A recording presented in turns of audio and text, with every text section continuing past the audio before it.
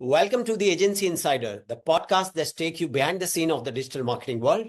I'm your host, Navneet Kaushal, CEO Page Traffic. Each week, I'll be joined by a renowned guest speaker, industry experts, successful marketers, and digital pioneers who will share their insights, strategies, and stories. Let's get started and unlock the secrets to thriving in this ever-evolving industry.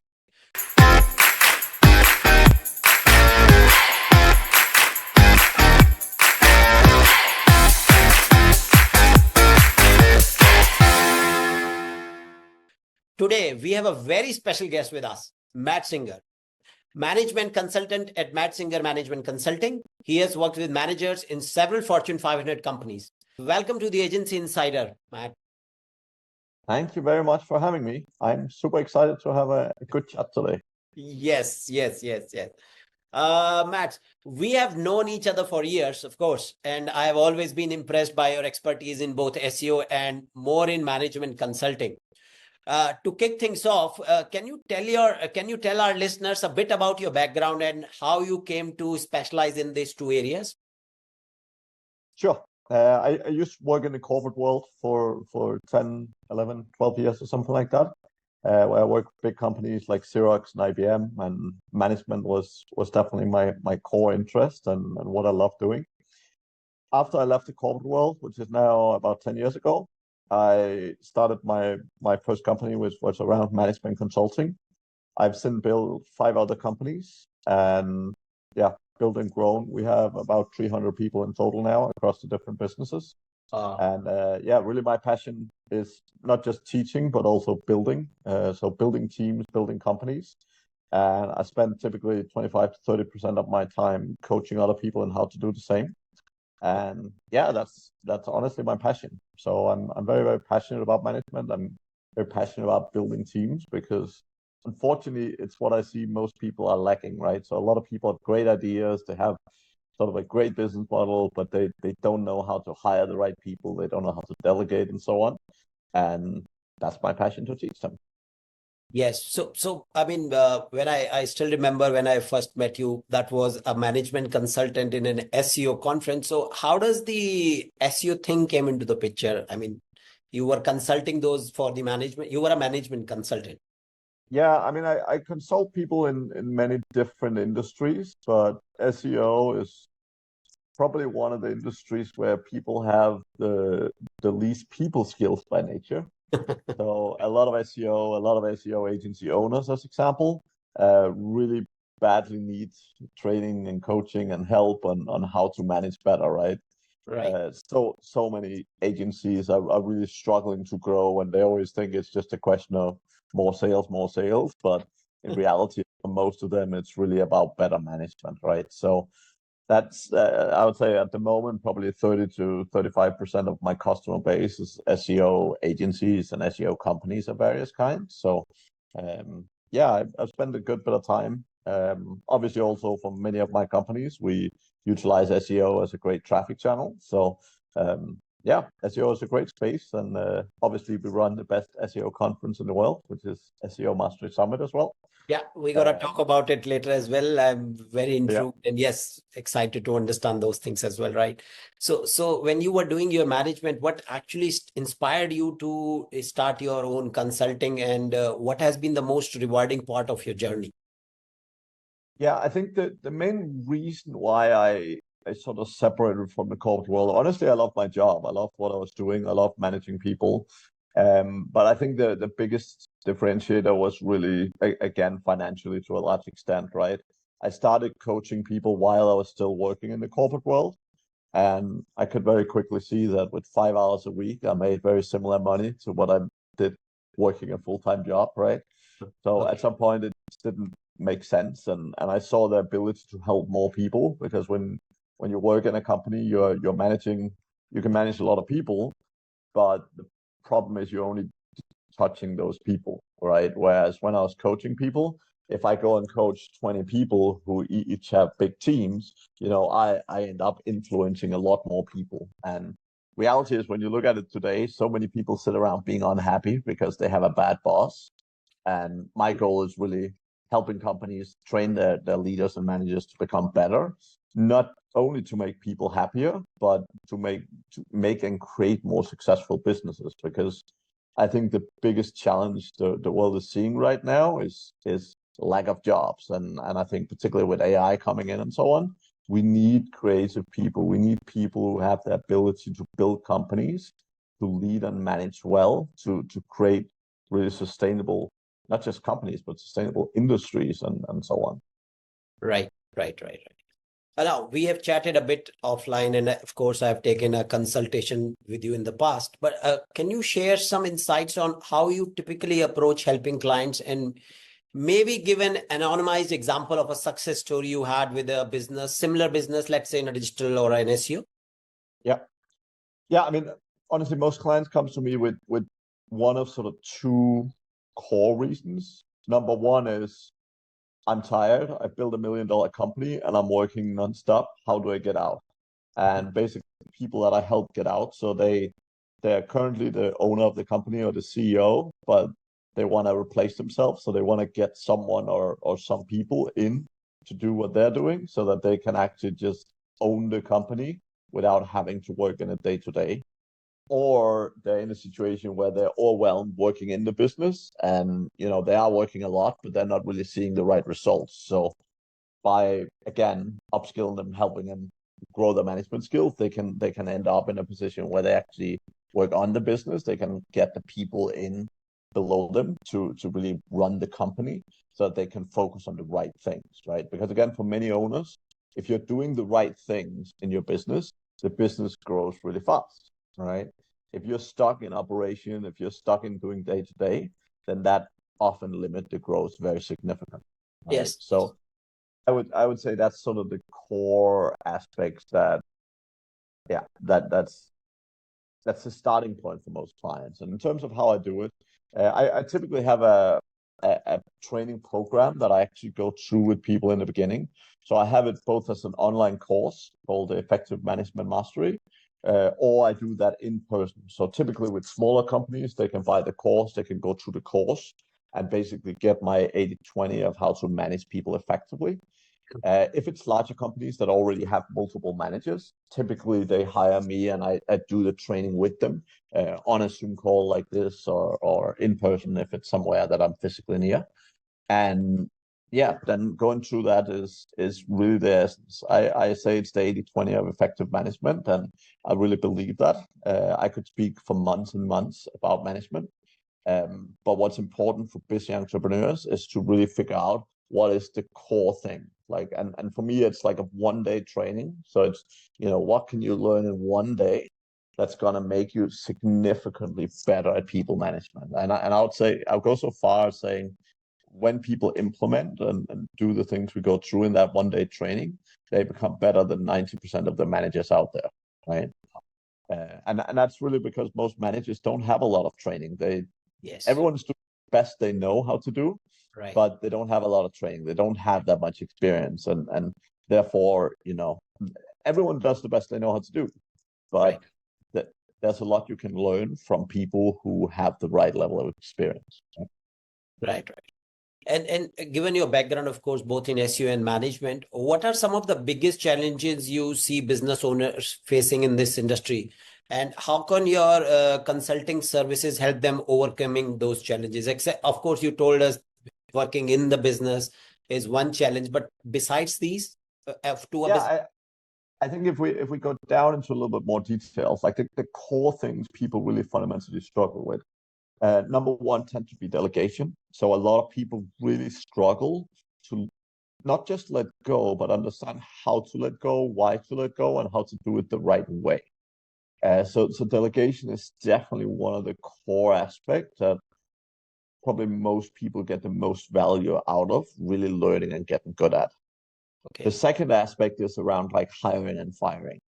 A lot of time people hire 1 or 2 staff members, and again, they don't necessarily know how to hire, so it might not be the best people on the planet. And they're like, oh my god, I failed, I hired bad people, I can't hire, I can't manage people. They blame it all on themselves.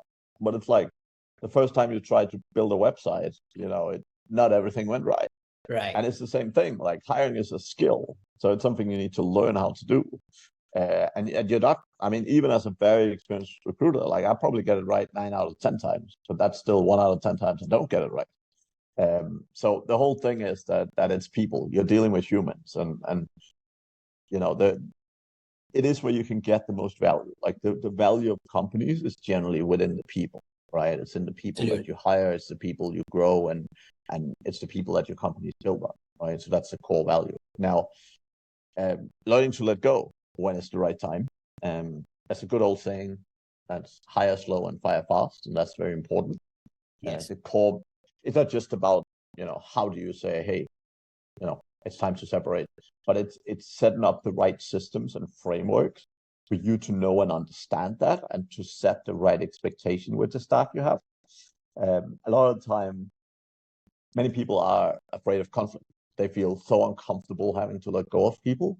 And because of that, you really need to build yourself the right systems that, one, enables you to have clear reasoning, both with yourself and with your staff, and two, really pushes you to take that step when it's needed, right? Because having a bad performer in your company that's just sitting there, first of all, what happens in most companies is when you have bad people sitting around, the best people leave.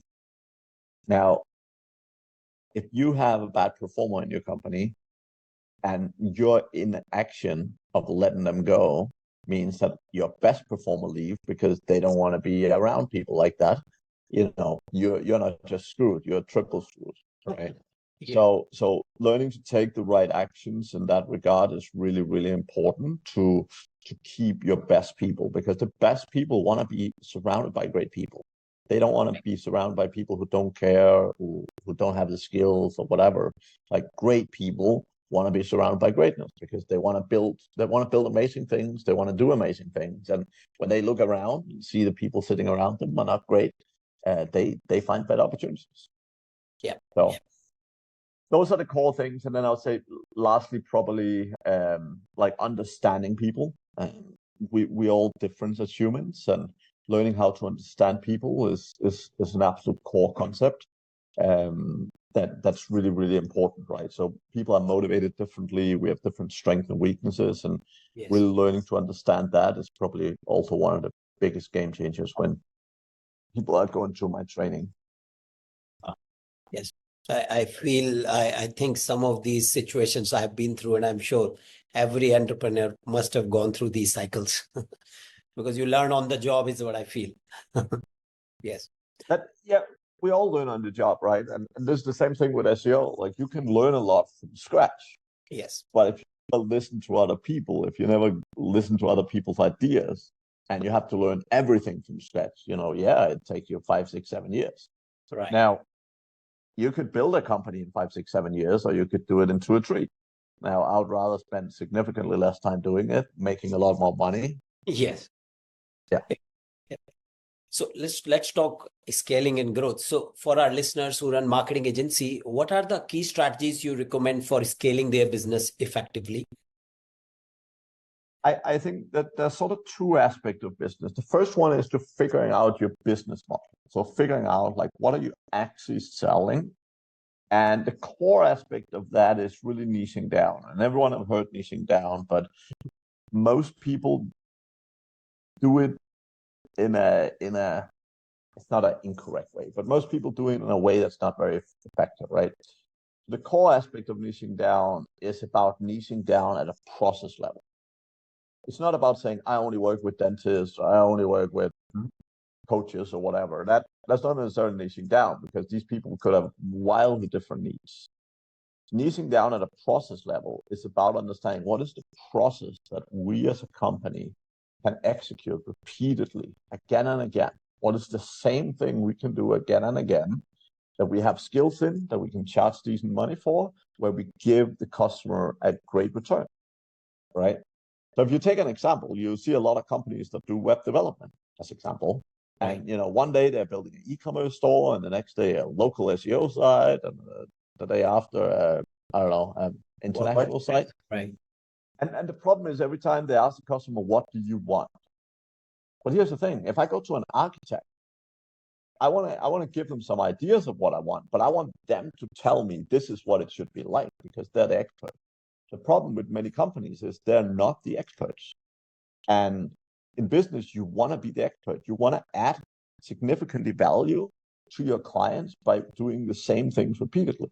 Right. So if you work, like, let's say you just do e-commerce stores on Shopify for customers who are in apparel, right? Like you have a very set framework of what you do, right? And you spend the time really getting to understand the apparel niche. You start understanding, like, what's the best way of setting up category pages, what's the best way of having landing pages, what's the best way of doing categories, etc., etc. Right. And you really spend your time doing that. Now, there's so many sites out there on apparel that could be relevant to you. And if you really figure out that stuff, if you can walk into any apparel website and say, hey, we're the Shopify experts on apparel. If you work with us, here's the benefits you'll get. And by the way, here's 7 case studies of 7 other apparel shops that we help grow significantly, right? Then you get down to a process level where you can get people to do the same stuff over and over again because you know and understand the process. Right. In most companies, particularly in the world of SEO, if the founder is not doing the work, the company goes down. And it's always because, oh, no one else how to do it. I'm the only one.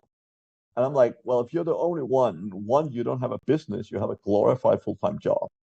And 2, it usually comes down to your ego of saying, oh, yeah, I want to deal with it. And reality is, instead of niching down to a process level, you're doing like this.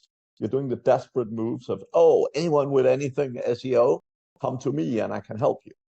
But while that makes sense to some degree in the beginning to do that, the sooner you niche down, the sooner you find your core focus, the sooner you will grow a big company.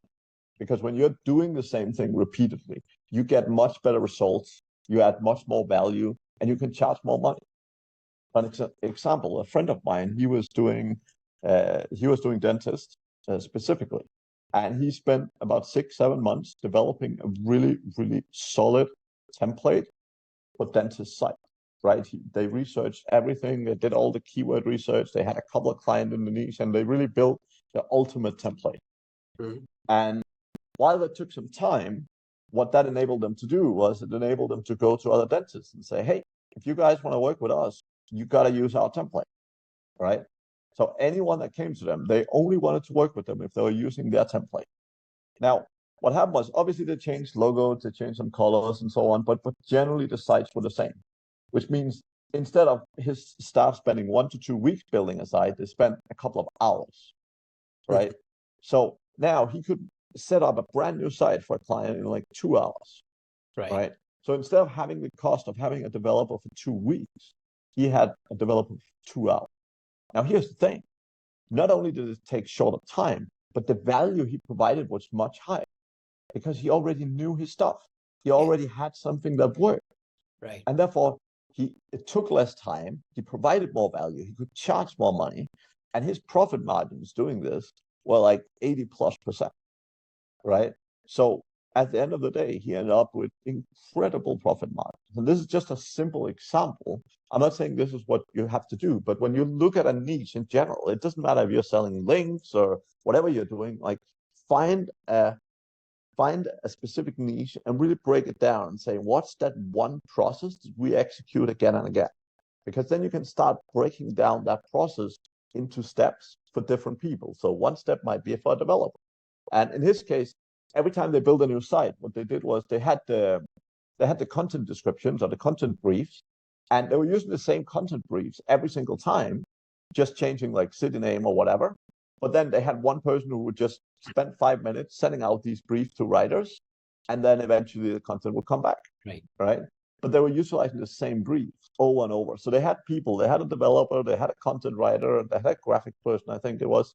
But they basically had separated the process into simple steps that was very repeatable. And people could get really good at them because they were doing the same thing over and over and over. Right? So they could literally grow infinitely fast because training up someone in how to do that part of the process took them less than a week. Right. So if they were doubling the business in a month, they could easily double the staff. They could easily handle the scale because it was so quick to grow new people. And this is the big thing. Most SEOs are trying to copy themselves. They're trying to say, okay, how can I create a clone of myself so I can do twice the work? Right. But organizations exist for the specialization of labor, meaning you're not, if it took you 5 years to learn SEO, you don't want to spend 5 years training someone on how to do what you're doing. You want to break and compartmentalize things into boxes that make sense, that are repeatable, and therefore becomes easily scaled. Okay? Now I understand niching down is, everybody says niching down. No, so I know several companies, and some of my listeners also would be some companies who are stuck at let's say, for example, $1 million revenue a year, and they're just stable. They are not increasing there. So in this case, and they are doing generally everything in SEO. Not they haven't niched down, and their turnover, let's say, is around $1 million per year. So do you still recommend them also to niche down when they already have an existing clientele base? Yeah, 100%. I mean, that's often the reason why they can't grow, right? Because like you see it a lot with social media companies. Like there's a lot of these social media companies that are constantly trying to hire people who are great at YouTube and Facebook and Instagram, and the people who are great at all of those platforms and can deliver consistent results.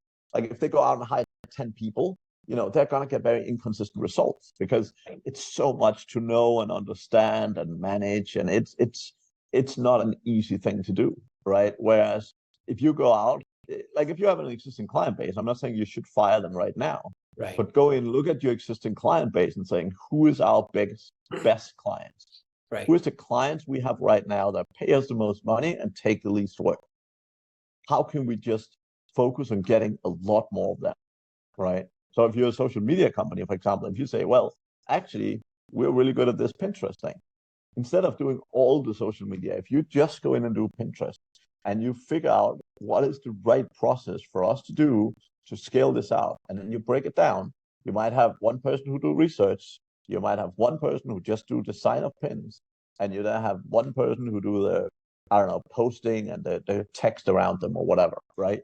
But then again, you can then set it up in a way where it's scalable, it's easy to do, and you can make it repeatable enough because it's broken down into steps that people can do on a repeat basis, right?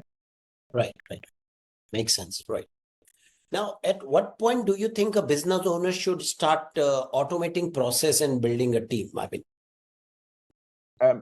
I would say those two aspects are two different things. right. I see a lot of people who spend a lot of time automating before they have figured out what they're actually doing. So they spend a lot of time automating stuff that they shouldn't really be automating, right? So the core aspect is figure out your process. Now, when you have your process, you obviously need some money because sometimes if you need to hire a developer or whatever to help automating things, that often costs money, right? But obviously, if there's things in your process that you can see, okay, we can automate step 2, 4, and 6, well, definitely look at it, right? Like look at what is the cost benefit. If it costs you $20,000 to automate something that takes 3 minutes, that might or might not be a good worth in terms of optimizing. Now, if you have 10 clients, that might not make sense. If you suddenly have 1,000 clients, that might suddenly make a ton of sense, right? So again, with scale, most things become more financially feasible when it comes to automation. And the same with hiring, right? Like hiring, your goal is, like sometimes people are like, yeah, our goal is not to hire. And I'm like, that's a silly goal. It's just a goal to not grow fast, right? And if you're that afraid of hiring, I mean, that's fine. You can build a good living by yourself, right? And you can automate a lot of things. I'm not saying you can't, but for me at least, the goal is to make money. And often it helps you if you have people manually doing certain steps in a process. You often figure out over time, well, what are the things that make sense to automate, right? What are the things that you need a human doing and need human creativity and ownership and so on for, right? Yeah, I mean, you could say something like creating a logo. Like you could probably get AI to do it. Now, the quality of those logos might not be, the best in the planet, but I mean, you can get it done. You can get it automated. So now, if what your goal is, if you're spitting out, PBNs, automating it makes a ton of sense because no one cares about the logo. Now, if you're building customer sites, then that is probably not the right approach, right? So again, it depends what you're doing. So you need to evaluate different pieces of the process, or even better, having someone in your team evaluating the processes and saying, well, is there anything here that makes sense to automate, right? Now, when we are a team, I've been building in. So my next question is, what do you think are the critical factors to consider when deciding building an in-house team versus outsourcing? So generally, the way I look at it as a company is figuring out what do you want to own, right? So, like if you take an example like Ferrari is an absolute top brand. They don't want to go and outsource their customer service because they want to make sure that their customer service is the freaking tip of the iceberg. Like it's the best of the best of the best. Because if someone goes and pay the amount of money that a Ferrari costs, they need the absolute best service you can find, right? So a company like that probably want to own customer service. Now, if you're running an e-commerce store and you're selling, I don't know, cheap Chinese products, you're probably wanting to be customer service to be as cheap as possible. Now, as a company, you might make the choice in saying customer service is going to be one of our strengths. Therefore, we want to have it all in-house. We want to be really in control. We want to really push it. Now, you can also go and outsource it. Now, outsourcing doesn't necessarily deter on the quality, right? But it means you do have, to some extent, less control, right? And often it's not just a cost question, but it's also what you want to spend your time controlling. So in the world of SEO, for example, like a lot of people who succeed outsource link building. Now, why is that? Well, reality is link building is very easy to segregate. It's quite easy to separate it out and say, well, we'll buy them or we'll build a team in-house to do them. But whatever way, you can typically get similar links. So it's relatively easy as a company to say, well, we don't want to spend the time building a link building team, having all the resources sitting there, spending all the energy in making it work, right? Just say, okay, we're going to pay for the links. Our focus is going to be on the content and on the on-page and so on, right? So it's really about understanding what do you want to own and what is your expertise as a company? Why are you successful, right? So some companies are very successful because they're great at doing content. Some companies are very successful because they're great at links. Some companies are successful for whatever the reasons are, right? So it's like you need to sit down and evaluate what are the things that we want to own as a business. And the less you own, and this is not a question of outsource everything, but it's a question of really focus. What is it you want to be the best at, right? So some of the guys like Nick Jordan and the content distributor team, like they're so focused on content, right? Like yes, they do some link building. Yes, they have some in-house people to do on-page optimization, but their core focus is on content, right? And they spend all their living, breathing time focusing on how can they make the content process better, how can they get better results. And that's why they succeed, because they're so focused on that aspect. When people hire them, it's because people want great content. So they go to them for great content, right? And yes, they do some of the other things, but where they stand out is content. And this is what you need to understand as a company. What is your core strengths and where do you stand out? All right. That's an interesting take. I know you and I are both big believer in the power of building relationships. How do you see networking and building a strong professional community playing a role in success in an SEO industry? It's everything. Like not just in SEO, but in every industry. I mean, it's you can sit at home, and many people are like, oh, just sit at home, stop going to conferences, stop going meeting people. Reality is all business is about relationships. It's all about people to people, right? And sometimes you go to an event or you go meet some people and you find someone who can double your business, right? It's happened multiple times to us. So for me, it's definitely like, as a CEO, you want to make sure you have the time to build relationships, right?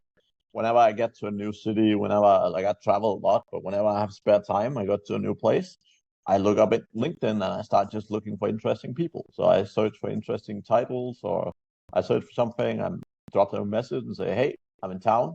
You want to have a coffee? And, I meet a lot of people all over the world. My goal is not to sell to them, right? Like one of the big things that people misunderstand with networking is they think it's about like, hey, do you want to buy links? Do you want to buy links? Do you want to buy links? That's never the case, right? My focus is never ever to sell to people. My focus is always build good relationships. Relationships are many things for many reasons. But as example, it could be business partners, it could be potential employees, it could be clients. It could be anything. It could be people who give you business advice. It could be people who have been through some of the things you've been through. It could be people who are good at something you're not. That there's so many great people you can meet out there. And life as an entrepreneur is generally pretty lonely, right? Like when you're just sitting at home in your basement and you're working 60-hour weeks, like one, it can get lonely, and two, some people have a personality that can work with that. Most people don't, right? Like at some point they just burn out, or they start being ineffective. They stop. Yeah, they get in a difficult situation. So knowing other people around you with similar issues and challenges is super helpful, right? Right. Now, you've been a speaker at many SEO conferences. Of course, I met you in Chiang Mai, where you've been also in the SEO conference. How has speaking in these events influenced your perspective on the SEO and management? I don't think speaking specifically have influenced my view on things. I love sharing. So same reason I'm here today. I love sharing. And for me, speaking is an ability to, just like coaching, is an ability to positively impact a lot of people. And that's why I do it relatively consistently. Now, again, it's great for networking, right? So it's great to meet a lot of people. And I'd say the biggest hack with speaking is that everyone comes up and want to speak to you, right? So sometimes you go, particularly if you're newer in an industry, you go to an event, you don't know a lot of people. When you're a speaker, everyone want to come and talk to you, right? Whereas if you're just an attendee, Yes, you can go and talk to everyone, but particularly if you're an introvert like me, it's definitely easier when people come and talk to you, right? right. Now, you organize, of course, as we spoke about SEO Mastery Summit. So can you tell us a little bit about the event and why you are passionate about this, and how come how this whole thing got born and how you got involved into SEO Summit? Yeah. So the SEO Mastery Summit was started during COVID. So basically the events dried up and there wasn't any good events to go to, and wasn't that much networking happening during COVID. Okay. So I started the online summit, where we quickly got up to about 10,000 people attending our events, which was great. Built a lot of connections, again, a lot of network from it. Then at the end of COVID, we were like, well, let's turn this into a real thing. As you say, I've been speaking at many events, and I've been to many events in many industries all over the world. And one of the key things is every time you go to an event, there's always something you would do slightly different if it was your event. Right. And for me, it was the opportunity to do things the way I wanted to do them. So it was the opportunity to make the event or the conference that I wanted to be at. And that's what we have tried. So our goal is very simple: to build the best SEO event in the world. And I do say that with a smile on my lips, but I'm also serious about it, in the sense of, we have many companies, so it's not the main goal for us is not just to make money from it, but our goal is really to build an event where people build the best connections. Because again, it helps us build the best connections. Right. And one of the core things with events is that, for some people, it's always about bigger. Our focus is not bigger. Our focus is increasing the quality. So we have 400 attendees every year. And basically our focus is to increase the quality of those attendees year after year after year. And we have many people returning, right? So I think we had 70% of people from 2022 were back, from 2023 were back in 2024, right? So about 6% came back, right? So that's both a testament to a very good conference, but it's also it's a great way to build on a great conference, right? Because when you're just aiming at the numbers, a lot of time people go and they're like, yeah, okay, that was cool, and then they don't come back, right? But our focus, because we're really focused on really providing hopefully the best experience in an SEO event in the world. We are really putting in the effort, right? We're doing events that hopefully add more value. We're getting the best people together. We have some amazing sponsors. We put the best parties we can find, and our focus is really doing everything. And I love delegating, but one of the things when it comes to events is I'm very, very much into detail, right? So when you go to our event, you'll see a lot of the small details all being very purposefully done, right? Because for me, events, like, it often only takes like small things that annoys you, and you're like, that's annoying, right?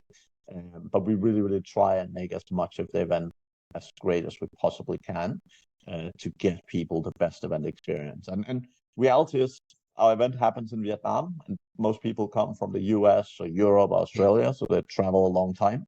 So, it's also a commitment to them. Like, if someone spent, time traveling that far, Right. I am also very keen on sort of giving back Providing to them. values to them.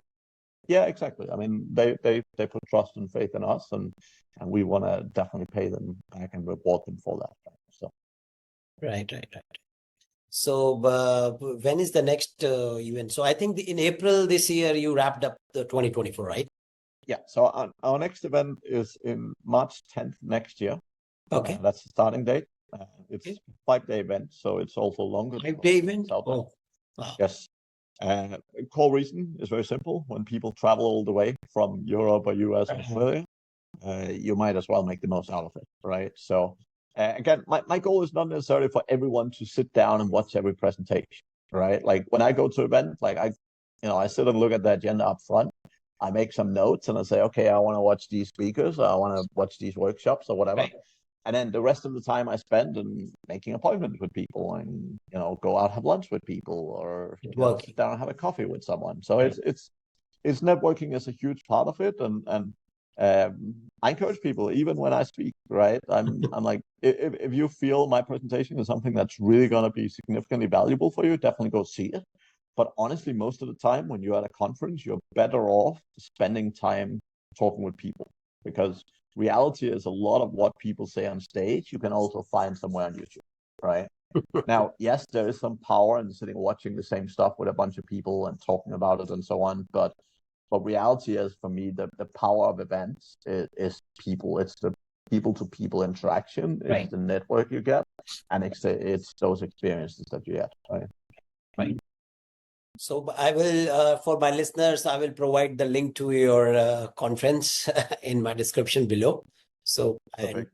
yeah. We have the ticket sales. So we pre-sold a lot of the tickets to the people from last year, but Okay. the rest of the tickets go on sale on September 1st. Okay. So there's still a little bit of time. So Right. people have a bit of time to get ready and warmed up for it.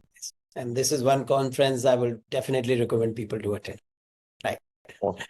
Yeah. So are there any resources or books you recommend for aspiring entrepreneurs or managers? Yeah, there's a lot. It depends a little bit what they're struggling with or what direction, right? Mostly team, let's say building teams or building a Yeah. company. One of my favorite books that I really learned a lot from when I was younger was called First Break All the Rules. And I love the title, so I love breaking rules. So, but First Break All the Rules by a guy called Marcus Buckingham. That was definitely one of the, sort of from a managerial perspective, it was something that really helped me.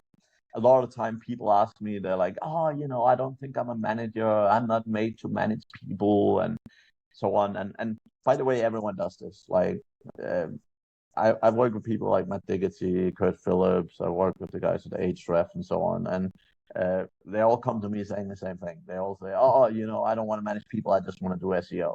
But as soon as they start learning and understanding management and start utilizing it, they're like, wow, instead of me sitting down building a site, I can actually, write a message at night. And then in the morning when I show up, someone built it already. That is way more powerful, right? So while that's the mindset of many people, learning to manage is really so powerful. Like, learning to get things done without having to do it is the best leverage in the world, right? So that's one book. I will definitely put the link to that as well. there. And so what do you enjoy most about your work? I mean, and what keeps you motivated? People.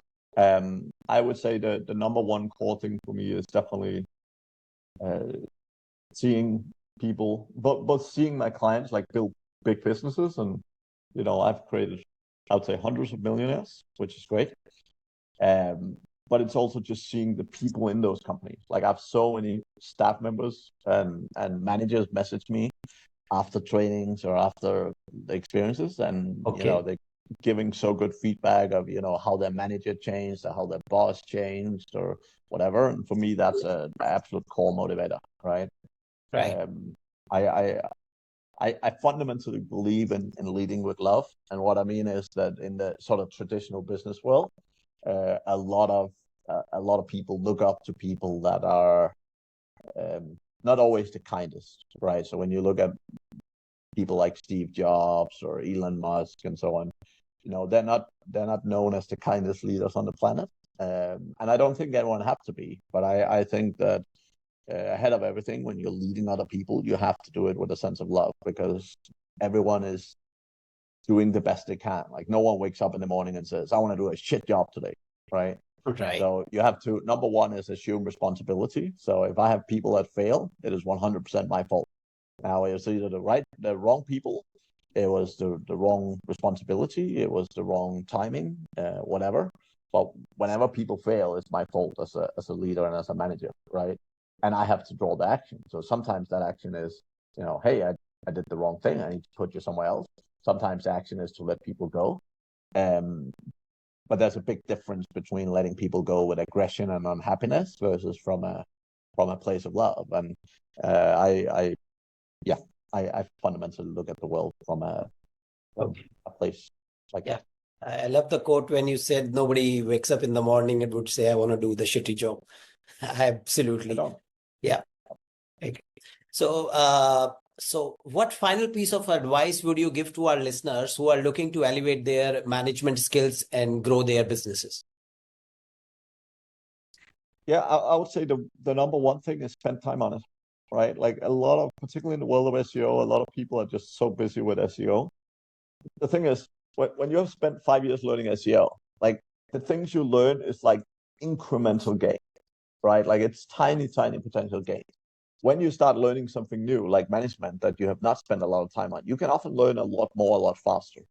And reality is, like 99% of SEOs out there is not making less money because they're not good at SEO, right? They're making less money because they're not good at business. And whether it's business or management, like spend more time on those things, because it's not your SEO skills that's bringing you down, right? Like I know thousands of people who could make hundreds of millions if they had better business and management skills. It's not lack of SEO skills. Right? Okay. And how can our audience connect with you and learn more about your consulting services? Yeah, mattsingers.com, or just put in Matt Singers in pretty much any social media platform. I'm the only person in the world currently with that name. So it should be easy to find me. Yeah. So you have your own knowledge graph. Yeah. Some people find it difficult because of the name. Right. Okay. Thank you, Matt, for sharing your valuable insight with us today. It's been a pleasure to have you on the show. To our listeners, thank you for tuning into Agency Insider. Be sure to subscribe, tune for more episodes featuring industry experts like Matt and digital pioneers. Until next time, I'm your host, Navneet Kaushal, signing off.